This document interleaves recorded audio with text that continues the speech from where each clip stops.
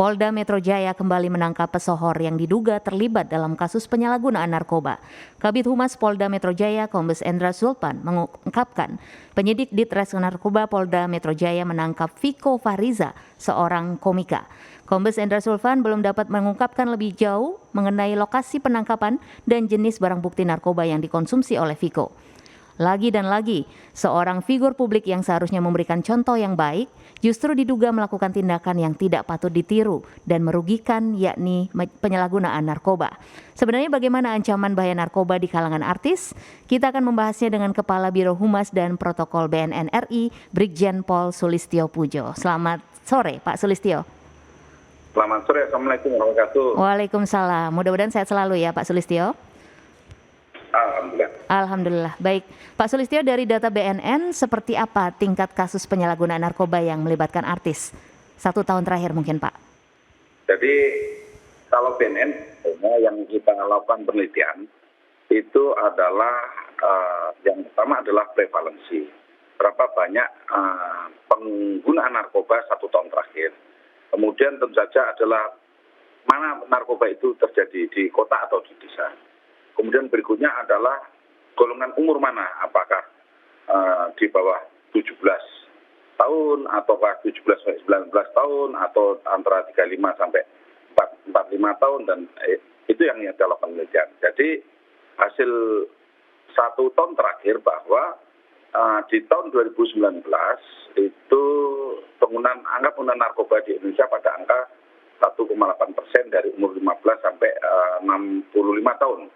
Kemudian tahun 2021 pada angka 1,95% dari 15 sampai 65 tahun. Artinya memang terjadi peningkatan penggunaan narkoba antara 2 tahun dari 2019 ke 2021 sebanyak sekitar 200.000 orang.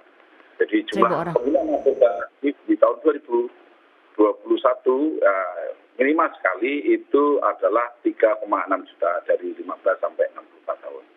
Dan kebanyakan adalah di kota, ya, di kota. Kalau melihat fenomena artis, tentu saja artis adalah termasuk golongan masyarakat yang tentu saja mereka kan tinggalnya di perkotaan, termasuk yang memang kalau kita lihat terjadi peningkatan penggunaan narkoba di perkotaan walaupun terdapat penurunan pengguna narkoba di desa. Jadi kita mencermati artis yang menggunakan narkoba ini tentu saja menjadi fenomena tersendiri karena artis sebagai public figure maupun artis sebagai manusia normal yang memang harus mencari penghasilan untuk menghidupi diri dan keluarganya. Kalau kita melihat artis sebagai public figure, tentu saja tuntutan sebagai public figure itu tidak gampang, ya, tidak gampang. Bahwa sebagai public figure mereka harus selalu berusaha tampil untuk bagus, ya, performanya harus bagus dan lain-lain. Dan itu menjadi fenomena tuntutan tersendiri yang mana mereka harus tampil bagus di muka masyarakat, ya.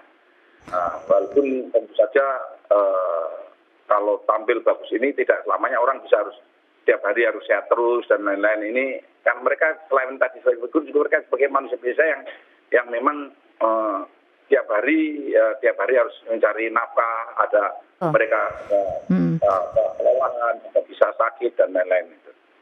Nah, mereka tergolong influencer ya Pak ya, dan banyak orang yang melihat mereka sehari-hari apa saja yang mereka lakukan begitu ya Pak ya. Jadi mereka punya tanggung jawab untuk kemudian bisa bergerak dan lebih inspiratif gitu ya Pak ya. Ya, itu menjadi beban tersendiri buat public figure bahwa mereka menjadi perhatian daripada publik, ya. Semua media, ya, TV, koran, ya, kemudian medsos itu melihat penampilan mereka. Jika mereka baik, itu hal biasa karena memang orang terkenal memang dituntut menjadi baik. Tetapi jika mereka berbuat salah, ini menjadi gosip. Bahkan urusan rumah tangga yang kalau orang biasa ini tidak menjadi gosip, itu menjadi gosip yang tentu saja berputar terus-menerus. Kalau orang bilang gosip kan digosok makin sifatnya. makin rame aja kalau public figure seperti itu. Pak Sulistyo, apakah BNN selama ini pernah bekerja sama dengan asosiasi seperti Parvi misalnya Persatuan Artis Film Indonesia untuk upaya pencegahan peredaran narkoba di kalangan artis? Kita bekerja sama secara baik dengan Parvi, bahkan kita memiliki perjanjian dengan Parvi. Di tahun 2021 saat ada kongres Parvi di Bandung, kita mengirimkan anggota untuk menjadi narasumber juga. Kita kenal baik dengan Ibu Alisa Johar, kemudian Bang Gusti Randa, bahkan Bang Gusti Randa itu sahabat saya seringkali berdiskusi tentang fenomena narkotika di kalangan artis dengan saya. Mungkin bisa dijelaskan lebih lanjut Pak, bentuk peran BNN nih terhadap mitigasi peredaran narkoba di kalangan artis. Kita dengan berusaha untuk yang pertama memberikan materi langsung, memberikan masukan kepada kalangan artis ya, seperti saat kongres di Bandung kemarin ya, tahun 2021 itu kita memberikan masukan langsung pada artis itu dalam rangka mereka untuk memberikan pengertian ya. Pengertian pada artis bagaimana tentang bahaya narkoba, walaupun kita yakin bahwa artis itu tahu sebetulnya narkoba ini juga dipakai ini berbahaya kan begitu. Nah, tetapi yang kita tarik adalah bahwa mereka harus timbul kesadaran diri sendiri bahwa kesehatan terhadap diri sendiri itu penting ya, dan mereka memiliki tanggung jawab kepada keluarga yang minimal pada diri sendiri dan keluarga yang harus mereka hidupi, dan itu harus menjadi concern mereka untuk tampil baik ya tanpa narkoba. Ya, kalau dari hasil diskusi dengan para artis ini Pak, mereka tahu bahwa ini sebenarnya obat-obatan terlarang dan tentunya tidak sehat kalau mereka konsumsi. Tapi mengapa ini terus terjadi di kalangan artis Pak? Tentu saja kalau adanya beberapa artis yang terlibat narkoba itu tentu saja karena adanya yang pertama lingkaran pengedar di golongan mereka ya. Lingkaran pengedar di kalangan mereka yang tentu saja memberikan masukan bahwa mereka harus tampil, dan ini bisa mendorong mereka untuk tampil lebih bagus dengan mampu bekerja dengan lebih bersemangat dan memiliki energi lebih. Walaupun saya juga bertemu dengan banyak sekali artis yang bisa tampil baik tanpa menggunakan narkoba, dan akan kami minta artis tersebut memberikan testimoni untuk bagaimana mereka selama puluhan tahun berkecimpung di dunia artis dan tidak pernah menggunakan narkoba, dan kehidupan rumah tangganya juga sangat baik, tidak pernah ada kasus-kasus yang menonjol yang timbul pada diri mereka, walaupun ada juga beberapa artis yang tua juga ternyata beberapa kali pernah ketangkep, balik lagi ya, Pak, ketangkep, ya seperti itu. Ya. Tapi kita berharap banyak kepada artis muda juga untuk jangan gampang terhasut atau diajak oleh lingkungan mereka, apakah mungkin yang memberikan masukan itu orang-orang dekat mereka atau pendukung mereka tiap hari sebagai supporting system saat mereka tampil. Tolong pada supporting system dan lain-lain jaga betul aset artis ini. Supporting system apakah driver atau pria dan lain, tolong jaga betul artis sebagai aset. Ya, aset mereka untuk mereka mendapatkan penghasilan. Kalau artis ini jeblok kemudian performnya menurun karena terpapar narkoba, mereka sendiri juga yang akan rusak penghasilannya, karena mereka sangat bersandar pada performa artis tersebut. Oleh karena itu orang-orang lingkungan di sekitarnya juga harus memiliki tanggung jawab untuk menjaga artisnya, jangan sampai ada orang-orang yang tidak kenal menawarkan atau mungkin diantar ke orang artis sendiri atau bahkan orang-orang lingkaran sendiri yang memberikan masukan narkoba itu yang kita banyak berharap pada artis dan orang-orang sekitarnya. Ya, berarti Pak Sulistyo memang di kalangan mereka sendiri memang ada pengedar, dan ini sudah jadi pantauan BNN selama ini ya Pak? Sebenarnya kalau kita memantau pada jaringan yang jauh lebih besar pada kalangan artis ya.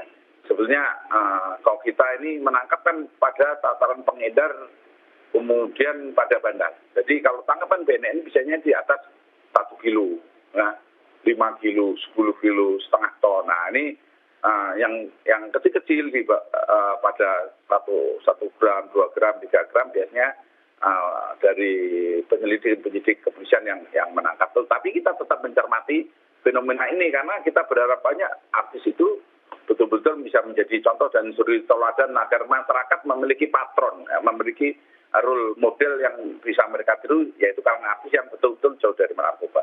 Model yang baik begitu ya Pak ya.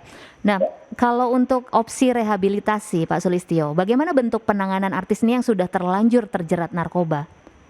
Nah, tentu saja opsi rehabilitasi itu menjadi sangat sangat penting dan tidak bisa dihindarkan. Mengapa saya sampaikan seperti itu? Bahwa mulai dari saat orang, kalau kita melihat orang terpapar narkoba, ya kita nggak melihat pemberantasan pengungkapan atau penangkapannya, tapi saat orang tertangkap narkoba, yang bersangkutan seharusnya harus bisa kita temukan. Ya, harus bukan. Dan itu tentu saja harus menjadi framework pada semua stakeholder, kepada masyarakat, bahwa orang yang terpapar narkoba ini masih bisa memiliki nilai di mana mereka juga menjadi subjek daripada diri dan lingkungannya. Banyak orang tergantung pada diri mereka, yaitu anak-anaknya. Jika bapaknya terpapar narkoba kemudian harus masuk penjara karena turut terlibat jaringan dan lain-lain, nah ini kan sangat tragis ya. Oleh karena itu solusi rehabilitasi menjadi solusi yang harus menjadi concern daripada semua stakeholder, bahkan juga termasuk para artis ini.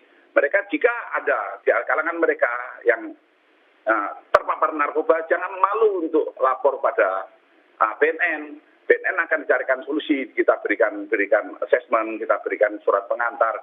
Jika mereka mau direhab di BNN, alhamdulillah, karena BNN memiliki satu balai besar dan 5 balai dan lokal yang ada di Indonesia. Kalau balai besarnya ada di Lido, kemudian ada di Makassar, di Padoka, di Tanah Merah, di Lampung, kemudian di Batam, di Deli Serdang,